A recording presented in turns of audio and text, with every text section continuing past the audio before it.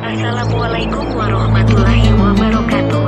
Kiai Haji Raden Muhammad Khalil As'ad. Beliau lahir di Situbondo, putra bungsu almarhum Kiai Haji Raden As'ad Syamsul Arifin sang mediator Nahdlatul Ulama. Nama beliau Muhammad Khalil.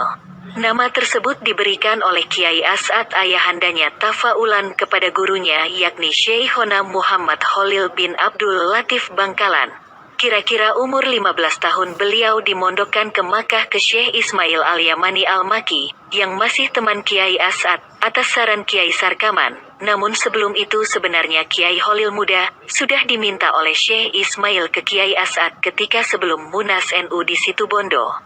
Sebelum mondok ke Makkah, Kiai Khalil muda belajar kepada beberapa santrinya Kiai As'ad, belajar nahwu sarof pada Ustadz Zainal Abidin, sedangkan ngaji tasawufnya pada Kiai Haji Sufyan Miftahul Arifin. Terkadang juga ditemani kakaknya yaitu almarhum Kiai Haji Raden Ahmad Fawaid As'ad, karena beliau Kiai Haji Raden Fawaid juga ngaji ke Kiai Sufyan. Beliau masuk jamaah zikir Thoriqoh An-Naqsyabandiyah Al-Ahmadiyah sekitar umur 11 tahun pada Kiai Sufyan Miftahul Arifin. Mungkin ketika itu di antara para jamaah yang lain beliau yang termuda, namanya anak muda, Lora Khalil muda masih tidak lepas dari kenakalannya bersama teman-temannya, makanya terus dijaga oleh Kiai Haji Zubairi dan Kiai Haji Ahmad Sufyan Miftahul Arifin kala itu. Di antara guru beliau yang banyak mempengaruhi pribadinya beliau adalah Kiai Haji Muhammad bin Imam Pamekasan Madura, Kiai Haji Sufyan Miftahul Arifin dalam perjuangannya, dan Syekh Ismail Al-Yamani Al-Maki dan juga ayahandanya sendiri.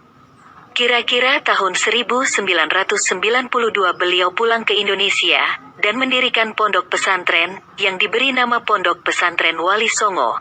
Adanya pondok tersebut, jauh sebelumnya Kiai As'ad ayahandanya pernah berdauh, ketika pulang dari pengajian NU di Situbondo, sampai di selatan komplek pondok, yang mana ketika itu masih persawahan. Dawuhnya, suatu saat nanti saya akan punya pondok di sini, padahal ketika itu Lora Khalil masih belum lahir. Memang betul, buah jatuh tidak jauh dari pohonnya, Kiai As'ad yang dikenal pawangnya bajingan dan preman, begitu juga dengan Kiai Khalil As'ad. Banyak juga bajingan, maling, perampok, anak jalanan takluk di tangannya atas kuasa ilahi dan akhirnya bertaubat. Semoga taufik selalu menyertainya. Beliau yang saya tahu juga termasuk kiai nyentrik, bisa juga dibilang budayawan. Beliau mengagumi sekali pencaksilat, makanya beliau termasuk salah satu dewan host Pagar Nusa Pusat. Juga penyair, banyak sekali syair-syair yang dikarang oleh beliau, bahkan mungkin sudah ribuan bait dan ratusan lagu, tentang cinta baginda Nabi, waliullah, ulama bahkan syair-syair kebangsaan. Ciri khas dari di sela-sela ceramah beliau yang selalu kuingat, pasti selalu ada kalimat Allahumma sholli ala Muhammad. Beliau juga pernah berdauh pada kami, apapun tanpa kanjeng Nabi akan hambar. Kiai Haji Raden Muhammad Khalil As'ad Syamsul Arifin adalah seorang dai panutan masyarakat Situbondo. Lora Khalil akrabnya. Ceramah Kiai Haji Khalil dalam berbagai pengajiannya menarik perhatian dimulai dari teknik pembukaan, pengaturan suara, dan teknik menutup ceramah. Kecintaannya kepada baginda Nabi Muhammad, ini membuatnya terus menekuni bahwa sholawat kepada Rasulullah itu penting dan memiliki faedah yang dapat dirasakan berbagai macam orang. Utamanya sholawat nariyah. Sholawat nariyah terus diamalkan dan dijadikan rutinan dalam ceramahnya.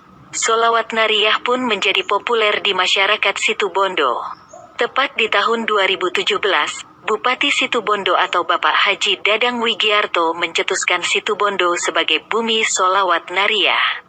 Beliau juga berdakwah dengan cara berholakoh atau mengajak para pelaku kriminal untuk datang bersolawat kepada Nabi Muhammad. Kiai Khalil bertujuan agar orang-orang tersebut mencintai solawat kepada Rasulullah. Dari beberapa metode dakwah Kiai Khalil di atas, metode paling terkenal hingga sekarang yakni metode ceramah. Kiai Khalil berceramah dalam pengajian besar di berbagai daerah utamanya daerah kelahirannya. Ceramah agama ini tahun demi tahun jamaah pengajiannya bertambah. Jamaah pengajiannya terdiri dari beberapa kalangan, baik kalangan muda maupun kalangan tua. Pada zaman milenial ini dengan berkembangnya kebiasaan seseorang makin mengikuti budaya orang barat. Budaya yang tak punya sopan santun, makin banyaknya pemabuk, penjudi, penyalahgunaan situasi untuk melecehkan perempuan dan banyak lagi yang lainnya. Dakwah Kiai Holil yang lebih menekankan pada solawat agar tersambung pada Nabi Muhammad menjadi keutamaan tersendiri. Pengikutnya telah tersebar hampir senusantara. Pada kesempatan ini, Kiai Holil berdakwah tentang 4 kunci kesuksesan dalam hidup, baik dunia maupun akhirat. Pertama, semua hal yang akan dilakukan mesti diniatkan kepada Allah. Pesan beliau, janganlah memulai berbuat kecuali untuk ridho dan disenangi Allah. Kedua, jangan berteman dengan orang yang tidak mendekat kepada Allah. Ketiga, bertemanlah dengan orang yang bisa membuat gairah dan senang menyembah Allah. Karena untuk merasakan nikmat, segar kepada Allah itu tidak mudah. Jadikanlah puncak dari tujuan kita hanya kepada Allah. Keempat, agar tidak tinggal di tempat yang dimurkai oleh Allah. Menghindari dari sesuatu yang dimurkai Allah. Selain itu, Kiai Holil berpesan agar untuk terus bersolawat dan mendekatkan diri kepada Nabi Muhammad, agar hati menjadi nikmat dan lembut. Seperti yang telah dialami para sahabat-sahabat Nabi. Awalnya mereka para sahabat Nabi hatinya keras dan jahiliyah, tapi setelah dekat dengan Nabi, akhlaknya baik dan taat kepada Allah. Karena ketika dekat dengan Nabi, nyambung dengan Nabi, sehingga merasakan nikmatnya perintah Allah, terus beliau berpesan, antar sesama manusia agar saling mendoakan, tidak hanya mementingkan diri sendiri. Jangan menjadi orang yang pelit dalam berdoa, karena doa tidak bermodal. Tiap hari ketemu dengan temannya, ketemu dengan istrinya, tapi tidak pernah mendoakan, berarti gombal, tidak sampai kepada Allah. Dawuhnya lagi. Dalam berdoa, dianjurkan sambil bersalawat, baik di awal, tengah, dan akhir. Karena dengan solawat, Allah akan lebih melihat solawat kita, yakni Nabi Muhammad. Makanya ada gunung masuk surga, anjing masuk surga, dikarenakan mereka dekat dengan kekasih-kekasih Allah, pungkas Kiai Holil. Pesan Kiai Haji Raden Holil As'ad Syamsul Arifin kepada para pemuda. Dalam petuahnya, Kiai Haji Holil mengatakan bahwa generasi muda harus lebih aktif dalam menyongsong perubahan zaman. Namun yang tidak boleh dilupakan adalah anak muda harus memiliki benteng ideologi yang kuat.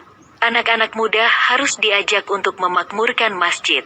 Melalui remaja masjid anak-anak muda diharapkan bisa menjadi generasi yang mampu menghadapi arus global ini dengan tetap menjaga sendi-sendi agama.